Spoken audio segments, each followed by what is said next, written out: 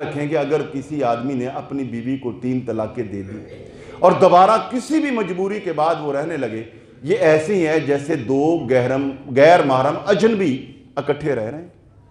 اگر وہ آپ خود سوچیں، ہماری خدا نخواستہ کسی کی بہن بیٹی، کیا وہ کسی غیر محرم کے ساتھ رہے ہم ہماری حیا گوارہ کر لیں؟ تو یہ ایسے ہی ہے۔ اور یہ روزانہ کی بنیاد پہ لوگ لفظ بولتے ہیں، یہ جی روزانہ کی بنیاد پہ برائی ہو رہی، روزانہ کی بنیاد پہ نہیں ہو رہی، ہر لمحے کی بنیاد میں نامہ اعمال میں ایک زنا لکھا جا رہا ہے، ہر لمحے کے اعتبار سے۔ کیوں؟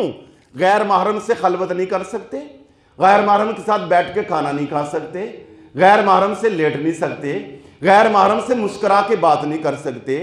جب یہ سارا کام ہر وقت ہو رہا ہے تو سمجھو یہ نامہ اعمال میں بدکاری لکھی جا رہی ہے۔ اور اگر کسی علاقے میں یہ ہو رہا ہے تو پورا علاقہ اگر اس سے نظریں پھیرتا ہے تو سب لوگ اس پہ عذاب میں ہیں۔ اور یہ لوگوں میں کیا بتاؤں کہ ہر دوسری تیسری گلی محلے کی یہ پرابلم ہے، لوگ سمجھتے کچھ نہیں۔ تو اس لیے اگر طلاق دینی ہو، پہلی بات تو دینی نہیں چاہیے۔ اچھا، پھر اس کے بعد کیا کرتے ہیں؟ آپ ہی مولوی صاحب کو ہو رہا بڑا آسان لوگ کا لگا حلالہ۔ سنیے، حلالہ پتہ کیا ہے؟ کیا حلالہ؟ یعنی کوئی غور تو کریں، حلالہ ہوتا کیا ہے؟ نبی علیہ السلام نے فرمایا لعن اللہ المحلل والمحلل لہو، لعنت ہے اس شخص پر اللہ کی جو حلالہ کرتا ہے اور حلالہ کرواتا ہے۔ یہ وہ لعنت والا حلالہ ہے جو ہمارے ہاں ہوتا ہے۔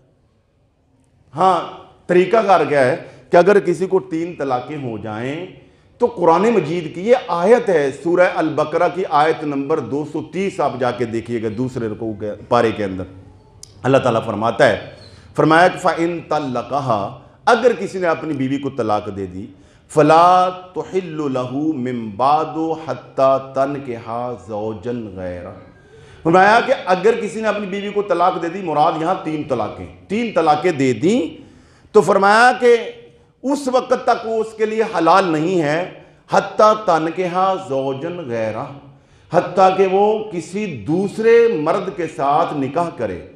اور فرمایا کہ فَإِن طَلَّقَهَا، اس دوسرے مرد نے اس کو طلاق دے دی، فَلَا جُنَاحَ عَلَيْهِمَا أَن يَتَرَاجَعَا، پھر ان کے لیے جائز ہے کہ یہ آپس میں رجوع کر لیں، مگر اس کی 5 شرائط ہیں، اسی آیت میں سے ہی وہ نکلتے ہیں۔ یہ ہے کہ پہلا شوہر جو ہے وہ وہ طلاق دے، طلاق کے بعد عورت عدت گزارے 3 ماہ سے مراد 3 ماہواری، 3 طہر، یعنی 3 مرتبہ پاک ہو، پھر اس کے بعد کسی دوسرے مرد سے نکاح کرے، اور پھر اس کے بعد وہ مرد اس کے ساتھ باقاعدہ طور پر میاں بیوی والے حقوق ادا کرے، اور اپنی مرضی سے غیر کسی شرط کے جب دل کرے وہ طلاق دے۔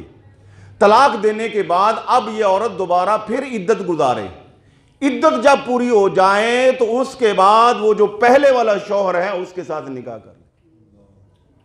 اگر پہلے سے کہا جائے کہ میں نے اپنی بیوی کو یار 3 طلاقیں دے دی ہیں، تو ذرا گھنٹے 2 گھنٹے واسطے ذرا نکاح کر لینا، 1 دن واسطے نکاح کر لے، پھر تو طلاق دے دی، پھر میں نکاح کر لوں گا، جو اس میں شامل ہوا سب پہ اللہ کی لعنت، سب پہ اللہ کی لعنت۔ اس لیے یہ کوئی مذاق تھوڑا ہے، میں اللہ تعالیٰ سب کی عزتوں کو محفوظ رکھے، سب کے گھروں کو محفوظ رکھے۔